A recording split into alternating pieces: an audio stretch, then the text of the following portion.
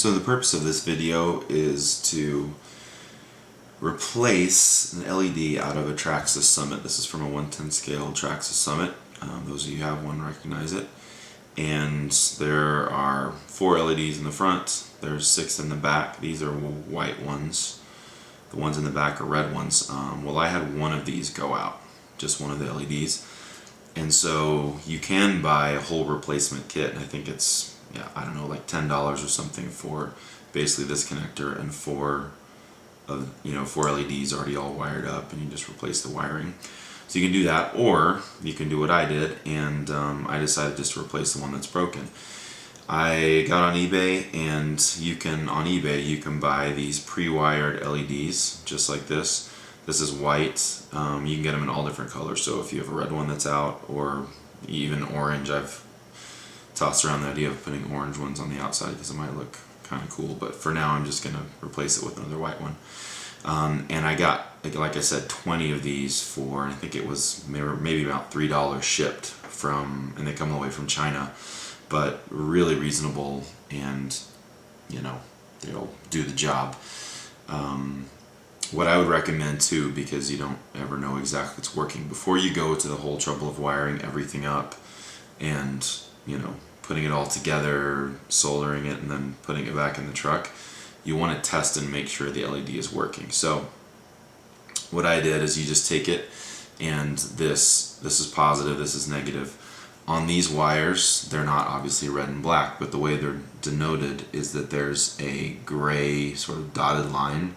You'll notice on the one that's positive, and the one that's negative is just straight black like this. So look for the one that's gray dotted line, and then on the other part of this connector, it's just 2 wires in here. On the other part of this connector that's attached to the truck, turn on the truck just like it was running, and then stick this one into the one connected to the dotted gray side, this one into the other one, just to make sure that the LED is actually working. I did that already, so I know that this LED is functional, and so I'm ready to put it in the truck. So basically, to start, I have my soldering iron and a couple other things I'm going to need here, wire cutters and such. I'm going to start by removing this LED that's already here, and I want to make sure I leave enough lead on here so that I'm not trying to stretch it or that kind of thing. So I'm going to go ahead and clip it where I have enough lead from both, and the old LED that's no good. Then I'm going to strip the wires. Use my handy wire stripper here. You don't need a lot, but you want to just make sure you have enough wire that you can get solder on there and put it together. Okay, so I got those stripped. Now I'm going to do the same over here on my pre-wired LED that I'm going to replace. I'm going to go ahead and cut those. Leave enough so you know which one is red and which one is black. And I'll do it about there. So I've got that clipped. Don't need those wires anymore. And then I'll strip these as well, very similarly. Again, don't need a ton because you don't want it to be real bulky. You want it to still be pretty small. So, okay, so I've got those stripped, got these stripped and ready to go. So now what I want to do is just tin these just a little bit with solder. And I've got one of these little helping hands things, which are actually really, really, really handy, especially when you've got 2 wires that you're trying to solder together, and you've got the spool of solder. Often you're trying to get that in there as well, and you've also got a let's see if I can get this to stand up. I'm gonna put some weight on the back of it. You've got a spool of solder, and then it's got this great thing, but it holds the wires in place. So I don't know if you can see this very well, but I'll do it like that maybe. So you have the wire there. You have the wire that you're trying to solder together. This is my negative lead, so I'm actually just gonna clip it like this. Move that together. So when you have 4 things you want to hold in only 2 hands, this comes in extremely handy. and gives you the ability to do a couple of different things at the same time without driving yourself crazy. Okay, so now I have my solder or solder, however you pronounce it, and I'm ready to go. I've got these wires together. You can go ahead and twist them together if you want, but because I want it to be a pretty clean job, maybe I'll do a little twisting here. I think I'm actually just going to kind of stick them together, tin them, and then go from there. Use my little helping hands. By the way, this little helping hands thing that I'm using right here, I got it on Amazon, and it was literally $5.95, and if you have Prime, it's free shipping. Get to you in 2 days, and it's very cheap, very affordable, but also extremely useful for this sort of thing. Okay, so I'm going to get a little bit of solder on here so it's tinned a little bit. And I might do more there. And then I'm going to take this other wire,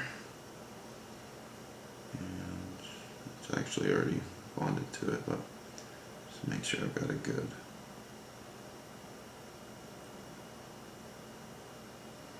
bond. Okay, so that's the first one, and then I'll do the same with the second. Okay, there. I'm gonna do the same thing I did the first time. This is a 30-watt soldering iron. I've used lower wattage irons before, but they're great when you're working with circuit boards, but they're not so great when you want to get things done quickly and fast. You use them for circuit boards, like a 5 or a 12 watt, 10 or 12 watt, because you don't want to burn circuits up, but they don't heat up very quickly or very well. So 30 watt, I recommend a little higher wattage. Save yourself some time and frustration when you can't get them hot enough. Okay, so now got it wired up. It's kind of a bit of an ugly job there, so I'm going to get this and try to streamline that out just a bit. It came apart, but I guess it doesn't have to be pretty for it to work.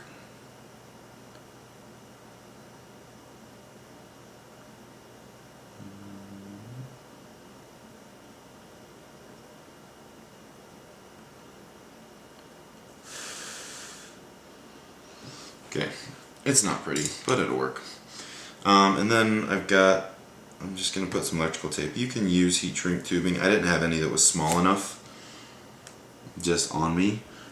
So what I'll do is I'll just put this little bit of tape around it, and then I am actually going to put a larger piece of heat shrink tubing around the whole thing. So I'm going to start with electrical tape, and again, it doesn't really matter. It's whatever you're comfortable with. If you want it to look pretty, then you'll use heat shrink tubing on both of the little ends. And these, obviously the ones from Traxxas had heat shrink tubing on them, small heat shrink tubing, and these pre-wired ones from China also had heat shrink tubing on them. But it just depends what you want, what you're comfortable with. And so I'm gonna wrap this up. I didn't need probably quite as much as I put on there, but nevertheless, I've got it. Okay, so I've got that done, and then I've got this bigger, and I actually don't know if this is going to be too big. It's very well could be too large for this, but I'm going to go ahead and put this on, and I am going to go ahead and shrink this over the whole thing, just for a little bit of protection. A lot of ways you can do this heat shrink tubing. I just use a little bit of fire. Be careful not to burn yourself or what you're actually trying to.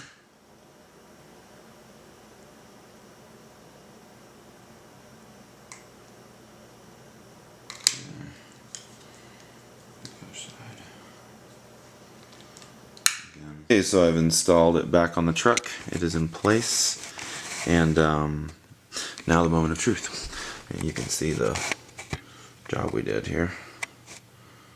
It's wired in, back on the truck. Okay, so we're gonna turn it on and see if it actually works. I got my receiver on so it doesn't take off. And boom. There you go, LED fixed. Everything's functioning once again. So just like that, a lot cheaper than buying the whole LED kit or the whole bumper again or whatever. Or those replacement wires, which is, like I said, about $10. And this gives you, gosh, I got 19 spares as well. Cost me about $3 for the whole thing and a little bit of time. And that's it. It works. Thanks for watching, guys. Father and Son RC. Son is in bed right now, so that's why he's not here helping me. But there you go. That's how you change the LED on a Traxxas Summit, or, well, any other vehicle that uses LED lights for that matter. It'll work with really anything, the same concept. But there you go. Thank you for watching.